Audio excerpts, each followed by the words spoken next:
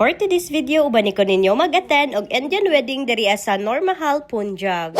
First time din ako mag-attend og Indian wedding, no. So, the night before ang wedding, mao ni gibuhat sa ako ang mga sister-in-law. So, gibutangan ko ani nila aning mendi or kanang hina na siya. So, naggamit ra sila pattern dira, then mao na ni ang resulta, di ba? Mga kuan ko nila gibutangan ani alas 12, then nahuman mga alas 2. O, diba? Medyo kalit-kalit ra jud na pagkabutang nga kay no time niya gid mi kay sige ra gid mi og bisita sa mga balay-balay. So mao nang gabinan. Mao na din ni pagkaugma. So katong nagbutang sa akong mendi mao ra poy nag-hairstyle na ko. Ay diba bongga kay ning bata jud, murag na jud ni siya premium. At dahil diyan may pasalubong ka pagbalik na ko sa India. Ay kanusa pa.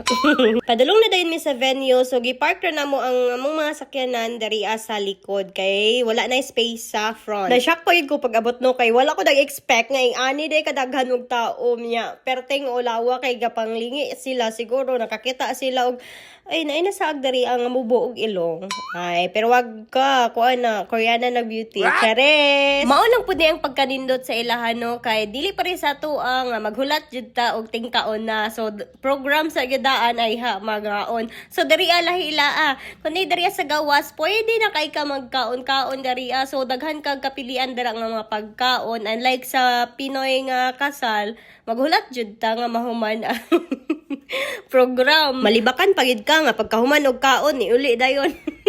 Ipagmarites na yun ka. Diri alahi kay ilaha. So ang mga bisita, pwede ra gid kay na maglilumbaanay mo dira og linya kay naay daghan kayo kapilian nga mga pagkaon. So napud sila'y pan diri nun nya ingana ang ilahang palaman. Ay pero West Char lami ra ba ni siya?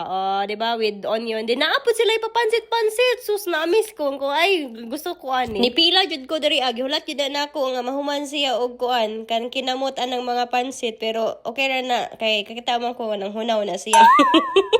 So gipangganit jud ni namo og linya ning mga pagkaon diri so diri pod mi sa dosa. Ay dosa ni siya so mura siya og unsa man na pancake. Ay dili siya pancake kay medyo gahi-gahi man siya nga crispy ba. So na siya gibutang dira ang kuan potato then mga lamas-lamas. Ay bongga then naa nay paso. So lami pod ni siya. Then apod sila panipuri diri so nagkuha pod ko na kay favorite pod na nako. So din ni ang bride no super gwapa kay siya. So nagpictorial na sila dira uban nilahang mga kapamilya. Kani Indian wedding day no kay mukabat yun na siya pila ka adlaw nga celebration kay naaman sila mga tradition nga pangbuhaton. So kani nga day is mao na ni siya ang last day. Timing ra pud kaayo before mi moli og Pilipinas naka-try na kog attend og Indian wedding. So naapod ay mga fries dira and then naapod diri ang mga salad. Ay ganahan ko diri ang part. So naay mga kuan dira mga pasta.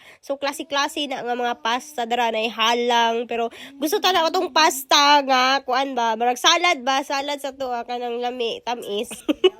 So gibang tilawan na nako siya tanan dira ang mga pasta no. So tagmawan kog hurot. Diri nga area perfect ni sa mga wapay pamahaw parehaan niya. So naadri ang mga ruti, mga sudan ay perfect. So mo nang banat siya kaon dira ruti. Pagkahuman na kog hurot atong mga pagkaon nga gipangkuha nako no. So gipugos nako siya og hurot. So mo na gikalibanga ko. Berisi. Pag humani sulod ay mi diri sa sulod. So mo na sila ang mga bagong kasal. So amot sa nailang gibuhat, gipandong-pandungan na sila nga dili man ta init or ulan. Kaya for the chara oy si mga suko mo dira ha. So kuha na siya napod na sila pa prenup dira diba? So naapod ni sila ipabiba-biba kwarta ay bongga. So murag nakabawi ra na sila dira sa ilang gasto. So katong mga bisita maghatag gid pud sila kwarta. So ginasulat pud na og pila ang gipanghatag nga kwarta ay diba? So dili maulaw ka mohatag dira 20. Wala na pud mi nagdugay no kay katugon na pud among bata kay wala pa jud ni siya nakatulog. So pauli na mi unya mao ni mong makita super gwapa ang sunset. So see you in my next vlog.